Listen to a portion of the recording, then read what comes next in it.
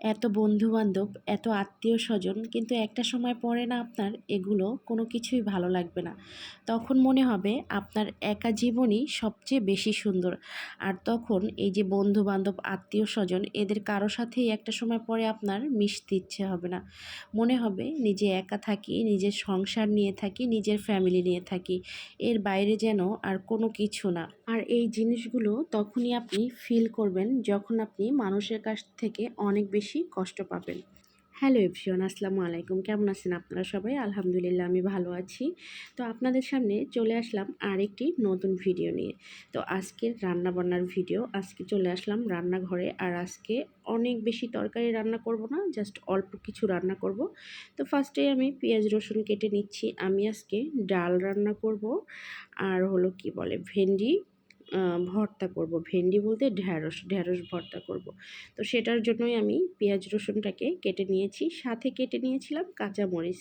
আর এই যে এখন নিয়ে নেব ডাল। ডালটাকে নিয়ে ভালো করে ধুয়ে জাস্ট বসিয়ে দিব। আজকে আমি আমার পছন্দের খাবার উপহার পেয়েছি। সেটা হলো আমার পার্লারের যে স্টাফ আছে ওর মা আমাকে অনেক আইটেমের ভর্তা বানিয়ে দিয়েছে। তো যেহেতু ভর্তা বানিয়ে দিয়েছে ভাবলাম আজকে আর বেশি কিছু রান্না করব না। ভর্তার সাথে আসলে ডালটা যায়, মানে ডাল ভর্তার সাথে আসলে ডাল হলে ভালো হয় খেতে। যেহেতু সবগুলো ভর্তার আইটেম শুকনো শুকনো খাবার, আর এই শুকনো খাবারের সাথে একটু ডাল হলে মন্দ হয় না, ভালোই হয়। তো সেটার জন্যই আজকে আমি একটু ডাল রান্না করব। আর রান্না করব হলো ঢ্যাঁড়স, ঢ্যাঁড়স ভর্তা করব। যাই হোক, ডালটাকে আমি হলুদ, লবণ আর আদা রসুন দিয়ে বসিয়ে দিয়েছিলাম। এটা একটু পাতলা করে রান্না করব, পাতলা ডাল। আর এটা যখন সিদ্ধ হয়ে যাবে তখন আমি এটাকে ঠান্ডা করে ব্লেন্ড করে নিব। এই যে আমার ব্লেন্ড করা কিন্তু হয়ে গেছে। আমি অফ ক্যামেরায় ব্লেন্ড করে নিয়েছিলাম। আর এই যে ডালটাকে এখন একটু পানি মিক্সড করে জাস্ট আরও কিছুক্ষণ এটাকে জাল করব। ডাল কিন্তু যত বেশি জাল করা যায় অত বেশি মজা হয়। তো এই যে এইদিকে আমার ডালটা হচ্ছে। ডালটা বাসায় সবাই অনেক পছন্দ করে, কিন্তু রান্না করতে কেন যেন আলসামো লাগে। তাও আমি মাঝে মাঝে রান্না করি, যেহেতু সবাই পছন্দ করে। আমার হাজবেন্ড খুব বেশি পছন্দ করে। উনি কী করে, ডালটা শুধু শুধুই খেয়ে ফেলে ভাত খাওয়ার পরে চামিচ দিয়ে। এইদিকে আমি চুলায় একটা কড়াই বসিয়ে দিয়ে এটার মধ্যে আমি কিছু শুকনা মরিচ টেলে নিব।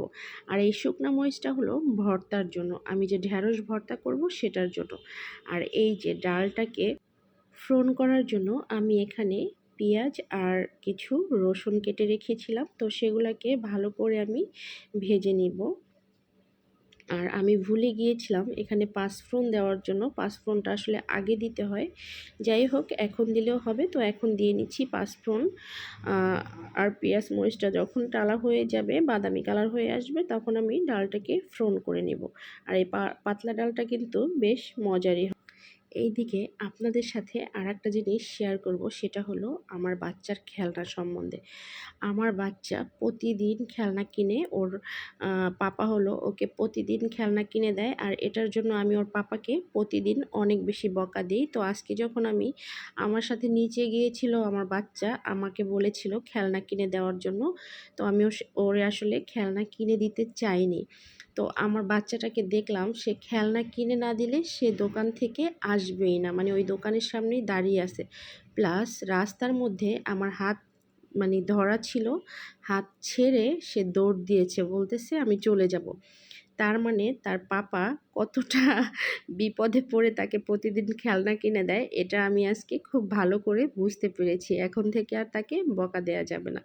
যাই হোক, এদিকে নিয়ে আসছিল কিছু সবজি। তো আজকে আসলে আমি এত কিছু রান্না করব না, জাস্ট এই যে ভেন্ডি আর ডাল। ভেন্ডিটাকে ভালো করে ধুয়ে কুটে তারপরে হলো এটা সিদ্ধ করব। সিদ্ধ করে তারপরে হলো এটাকে ভর্তা করব। আর যেটা বলতেছিলাম যে আমার বাচ্চার কথা, যে আজকে আমার আসলে একটা জিনিস শিক্ষা হয়েছে, সেটা হলো আমার বাচ্চারে যে খেলনা কিনে দেয় তার পাপা, তো মানে প্রেশারে পড়েই সে প্রতিদিন কিনে দেয়। হয়তো একদিন দুই দিন সে নিজের মন থেকে কিনে দেয়, কিন্তু তাকে যে আমার বাচ্চা প্রেশার ক্রিয়েট করে এটা আসলে খুবই ভয়ানক। আমি আজকে সত্যিই বুঝতে পেরেছি। তো আমি যখন বাসায় চলে আসছিলাম আমার হাসব্যান্ড আমাকে বলতেছিল যে, "আমি আর বাবুকে কোনোদিন খেলনা কিনে দেব না।" আমি বললাম, "কেন?" বলে, "তুমি না প্রতিদিন আমাকে বকা দাও, আবার তুমি আজকে কেন খেলনা কিনলা?" আমি বলতেছিলাম, ও খেলনা ছাড়া একদমই আমার সাথে আসতে চাইছিল না। যাই হোক, আমার কিন্তু ঢেঁড়স সিদ্ধ হয়ে গেছে। আর রান্না করতে, করতে আপনাদের সাথে অনেক, অনেক গল্প করে ফেলি। কারণ একটু গল্প না করলে কিভাবে আমার রান্নাগুলো আপনাদের সাথে শেয়ার করব বলেন? তো এর জন্য কথা বলতে হয় আর কথা বলতে ভালোও লাগে। আর এই যে আমি এখন কিন্তু ঢেঁড়সটাকে ভর্তা করতেছি। এটা শুকনা মরিচ টেলে নিয়েছিলাম আর কাঁচা পেঁয়াজ সাথে দিয়েছি কিন্তু সরিষার তেল। সরিষার তেলটা দিলে খুব সুন্দর একটা স্মেল আসে আর ভর্তাটা অনেক বেশি ভালো লাগে। আপনারাও কাঁচা পেঁয়াজ আর হলো টালা শুকনা মরিচ আর সরিষার তেল দিয়া এই ঢেঁড়স ভর্তা খেয়ে দেখবেন। এটা এত বেশি মজার হয়, মনে হবে আপনি শুধু এটা দিয়েই সব ভাত খেয়ে ফেলবেন। এই ভর্তাটা আসলে আমি সবসময়ই আমার হাসব্যান্ডের জন্য করি। ওর অনেক বেশি পছন্দ। মাঝে, মাঝে সে একা একাই বাজার থেকে এটা কিনে নিয়ে আসে। আমাকে মাঝে, মাঝে বলে ভর্তা করার জন্য। আমি যখন বলি এখন পারবো না, সে নিজে নিজেই ভর্তা করে খায়।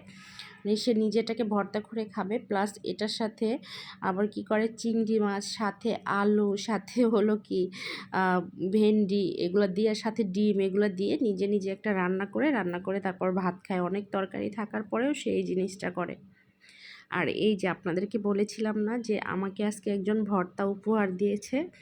এই যে অনেক আইটেমের ভর্তা ছিল এখানে। এটা হলো আমার পার্লারের যে স্টাফ মেয়েটা ওর মা আমাকে বানিয়ে দিয়েছে। অবশ্যই সে অনেক ভালোবেসে অনেক যত্ন সহকারে এই ভর্তাগুলো বানিয়ে দিয়েছে। আর ভর্তা আমার অনেক, অনেক, অনেক বেশি পছন্দ। সবাই ভালো থাকবেন, সুস্থ থাকবেন। সবার জন্য অনেক, অনেক ভালোবাসা।